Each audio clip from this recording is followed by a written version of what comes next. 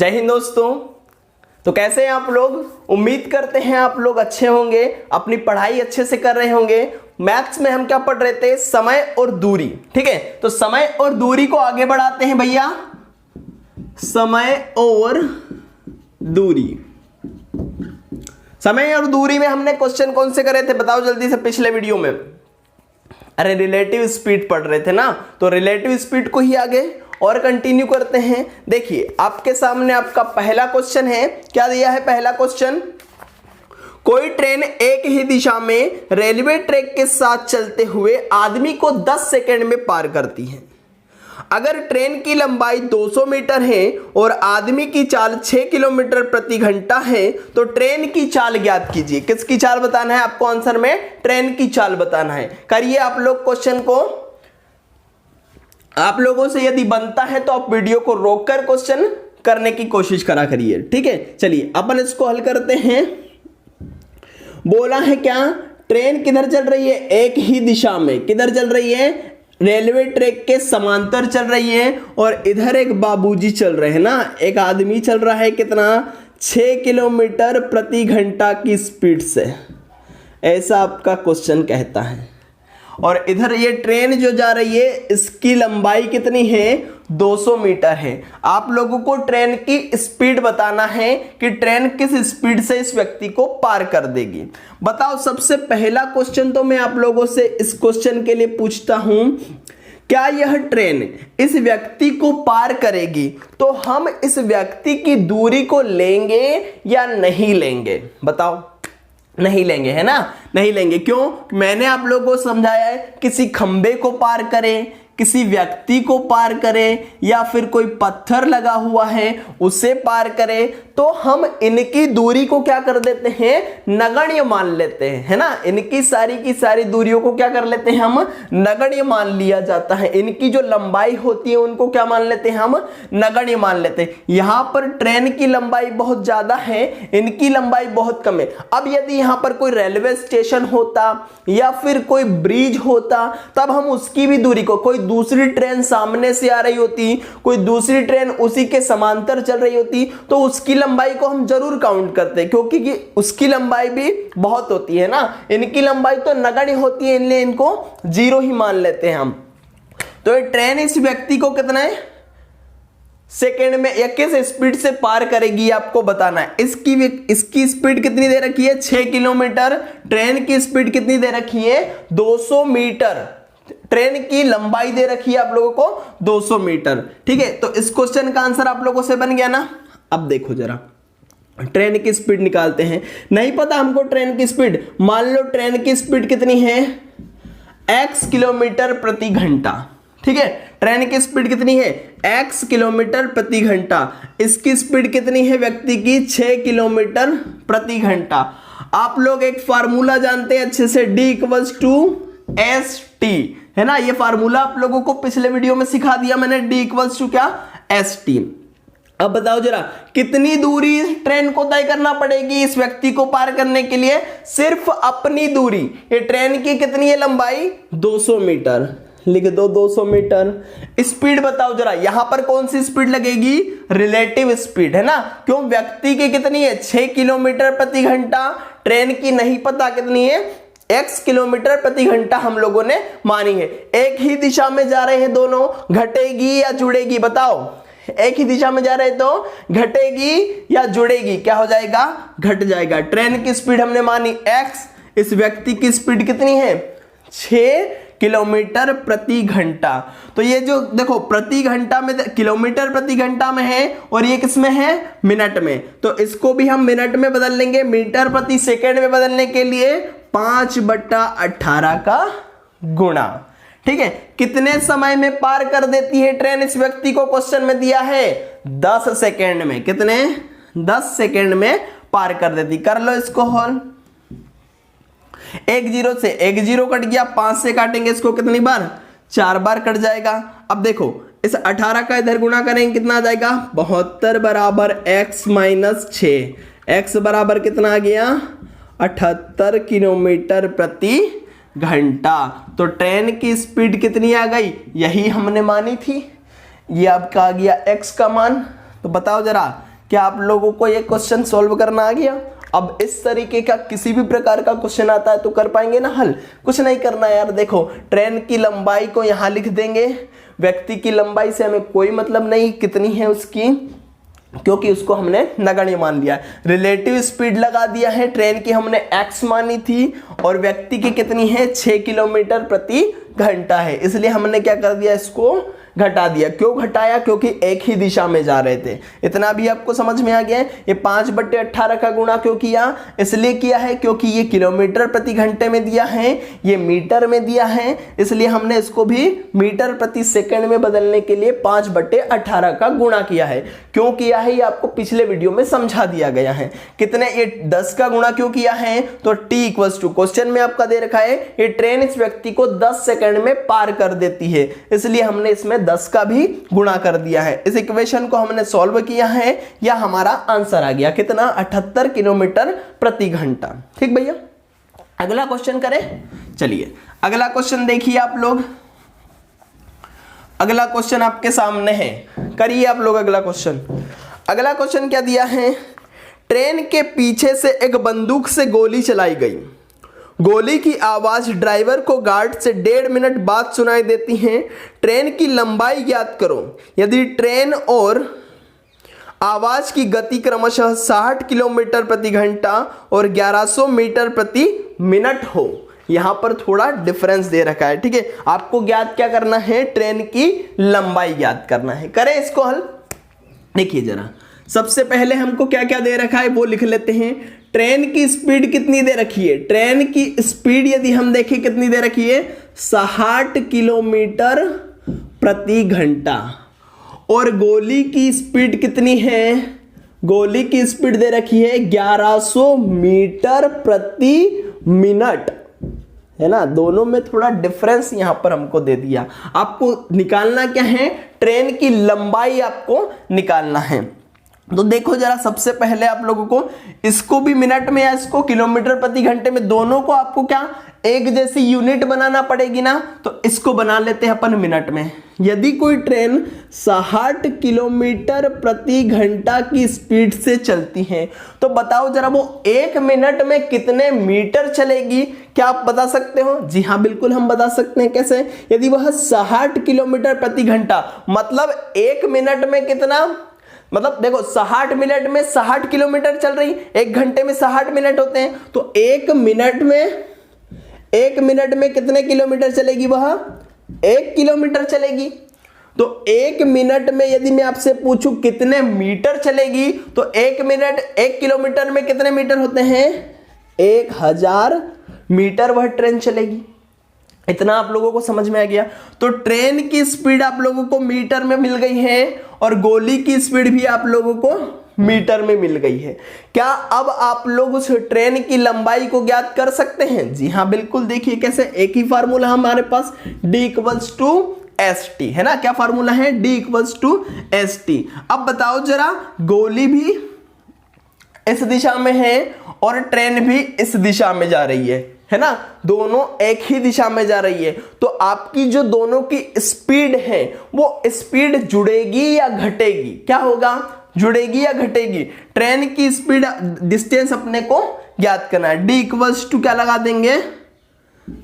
ये है गोली की स्पीड कितनी, 1100 मीटर, और ट्रेन की स्पीड कितनी है बताओ जल्दी से। ट्रेन की स्पीड कितनी है? 1000 मीटर। और कितने सेकंड लगा रही है गोली? यहां से ड्राइवर साहब से, देखो ये ट्रेन थी ना आप लोगों की, क्वेश्चन में ये ट्रेन जा रही थी छुक छुक छुक छुक, यहां पर ड्राइवर साहब बैठे थे, यहां पे गार्ड साहब बैठे थे। इनसे इनको 1.5 मिनट बाद में, कितना, 1.5 मिनट बाद में इनको आवाज सुनाई दे रही थी। मतलब यहां से यहां आने में गोली कितना समय ले रही है? 1.5 मिनट। और 1.5 मिनट को क्या मैं 3/2 लिख सकता हूं, है ना। ऐसे ही ना, 1.5 मिनट 1 से 1/2, 2 एकम 2 और 1 3/2, तो ये लिख दिया मैंने 3/2। तो D इक्वल्स टू कितना हो गया? 100 गुणा 3/2। 2 से इसको काट दें, कितनी बार कट जाएगा? 50 बार। तो D इक्वल्स टू कितना आ गया आप लोगों का? 150 मीटर। यही हो गई क्या आप लोगों की ट्रेन की लंबाई। अतः ट्रेन की लंबाई कितनी है 150 मीटर है। समझ में आ गया क्या? बिल्कुल आ गया होगा। चलो बढ़े आगे, अगला क्वेश्चन करते हैं। अगला क्वेश्चन देखिए भैया आप लोगों के सामने है, करिए तो आप लोग। अगला क्वेश्चन दिया है, एक ही दिशा में जा रहे दो आदमी जिनकी चाल क्रमशः 4 किलोमीटर प्रति घंटा और 5 किलोमीटर प्रति घंटा है। एक ट्रेन उनको क्रमशः 10 और 12 सेकंड में पार कर लेती है। ट्रेन की लंबाई ज्ञात कीजिए। यहां भी ट्रेन की लंबाई को ही ज्ञात करना है। क्या बोल रहा है? एक ही दिशा में जा रहे हैं दो आदमी जिनकी चाल क्रमशः 4 किलोमीटर, एक ही दिशा में जा रहे हैं ना, इसकी चाल कितनी है 4 किलोमीटर प्रति घंटा ही दिया है ना, 4 किलोमीटर प्रति घंटा, और इसकी चाल कितनी दे रखी है 5 किलोमीटर प्रति घंटा। ये एक ही दिशा में जा रहे हैं, इनको कोई ट्रेन 10 सेकंड और 12 सेकंड में पार कर देती है। एक ट्रेन इसको कितने 10 सेकंड, ये धीरे जा रहा है तो इसको 10 सेकंड में पार कर देगी, ये थोड़ा स्पीड से जा रहा है तो इसको 12 सेकंड में पार कर देती है। तो आप लोगों को क्या बताना है? ट्रेन की लंबाई बताना है। ट्रेन की लंबाई, पहले तो आपको क्या पता होना चाहिए? ट्रेन की स्पीड पता होना चाहिए। देखो दोनों को पार करने के लिए जो ट्रेन की स्पीड रहेगी वो तो एक जैसी रहेगी, बस ये समय ज्यादा क्यों ले रहे हैं एक दूसरे से? क्योंकि ये थोड़ा स्पीड से जा रहा है, गलती इसकी है ना, वो ट्रेन की गलती नहीं है। तो अपने को पता नहीं है ट्रेन की स्पीड कितनी, माना ट्रेन की स्पीड कितनी है x किलोमीटर प्रति घंटा है ट्रेन की स्पीड।